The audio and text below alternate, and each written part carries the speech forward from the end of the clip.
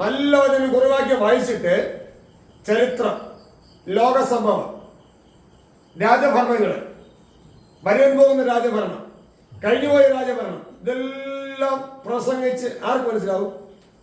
ആർക്ക് പ്രയോജനം? ആർക്ക് വേണ്ടി? ഇത് പ്രസംഗിക്കാൻ വിളിക്കുന്ന വ്യക്തികൾക്ക് അറിയില്ല എന്താണ്, പ്രസംഗം കേൾക്കാൻ വരുന്നവർക്ക് അറിയില്ല എന്താണ് പ്രസംഗിക്കുന്നത്.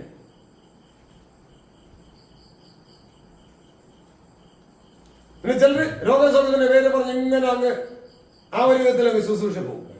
എന്താ ഗുണം? അതല്ല, വചനത്തെ ഇങ്ങനെയുള്ളവന്മാരൊന്നും ദൈവസഭയ്ക്ക് യോഗ്യരല്ല, ദൈവ ശുശ്രൂഷയ്ക്ക് യോഗ്യരല്ല. പ്രായമൊന്നും വിഷയമല്ല. പ്രായം കൂടിയതായിരിക്കാം, പ്രായം കുറഞ്ഞതായിരിക്കാം, പ്രായം കൂടുതലായാലും കുറഞ്ഞതായാലും സ്വതന്ത്രം. പ്രായം ചെന്നവരത്ര ജ്ഞാനികളെന്നില്ല, വയോധികന്മാരത്ര വിവേകമുള്ളവരൊന്നുമില്ല. ശിശുക്കൾക്ക് വെളിപ്പെടുത്തുന്ന ദൈവം ദൈവം. ശിശുക്കൾ എന്ന് പറഞ്ഞാൽ മലപ്പാല കുടിക്കുന്ന ശിശുവിനെ കുറിച്ചല്ല പറയുന്നത്.